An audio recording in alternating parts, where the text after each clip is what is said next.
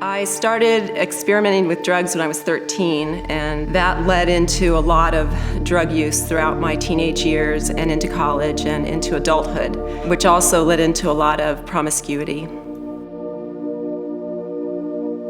I can remember coming home from partying in college and being drunk and reading my Bible at 3 a.m. and just asking God, why is this happening? What am I doing? After my second year of college, I felt like I just hit a low, I guess. I felt like I needed some stability in my life, and I thought Stephen was kind of that person that would bring that. She would call me at 2 o'clock in the morning from college just asking to talk to me about life and about what was happening in college. We got engaged, and a couple months later I found out I was pregnant. After already having had terminated a pregnancy earlier on in my life, I just felt like I couldn't do that again, so we decided to get married. The first 5 years of our marriage was very difficult, and we were in trouble. I began to look to other women for my emotional needs, and that led to multiple infidelities. It wasn't long after we got married that I just did not like being married, and I felt like I needed to find someone that would make me happy. After our first child was born, I decided to search for somebody, and I got back into the partying lifestyle and just started running around. One evening I was on the phone talking to someone that I shouldn't have been talking to. We were all in the living room, and I decided to go pick up the other phone, and I heard that she was talking to another man, and I snapped. I went out onto the patio deck and I began to hit her, and I knocked her down and began to kick her violently. The police arrived and handcuffed me and brought me downstairs. I was in handcuffs, and with my face pressed up against the concrete wall, I looked up at the window and saw our daughter looking down, crying hysterically. And I remember God telling me that this is it.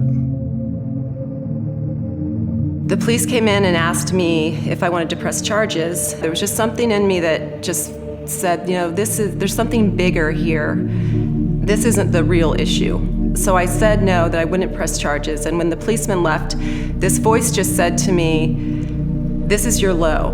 What are you gonna do? Are you going to continue to live like this? Stephen and I ended up separating, and I went to a friend's house. The next day, she had set me up with some Christian counseling. And I just walked in to this appointment, and I got on my knees right away, and I just said, Lord, my life is a wreck. My marriage is over.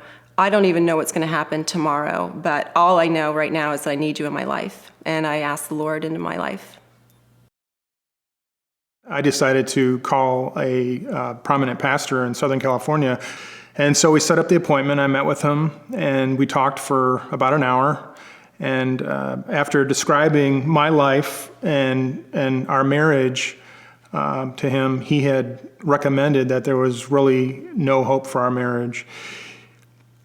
He had mentioned that the betrayal was so great that divorce was probably the only option.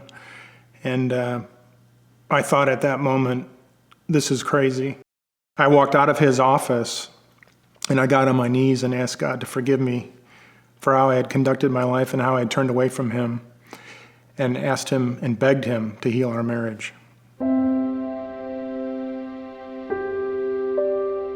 Maybe a week later, Stephen just called me out of the blue to see how I was doing, and I said, I've given my life to Jesus, and I don't know what you're doing, but I need Jesus in my life, and I'm going to see what he's going to do with my life. And he told me then that he had rededicated his life to the Lord as well. We decided that we wanted to work on our marriage in a way with God being the center of it and Jesus being on the throne in our marriage. We've been married 25 years now, and through it all we've realized that as we focus on the Lord and make him king of our lives, that the marriage and everything else in life comes together. After 25 years of marriage and 20 of those walking with the Lord, it's just amazing to see the things that the Lord has done in our marriage, but also in the lives of our kids. To see them walking with the Lord is the best thing ever. As hard as the first 5 years of our marriage was, we were able to see how the Lord worked through that situation and how He became the king on the throne in our lives and not what we wanted out of life. We just simply wanted Him, and He did a work in our lives. No matter what He has, He is sovereign. What He has for us is His will for us, and we trust Him.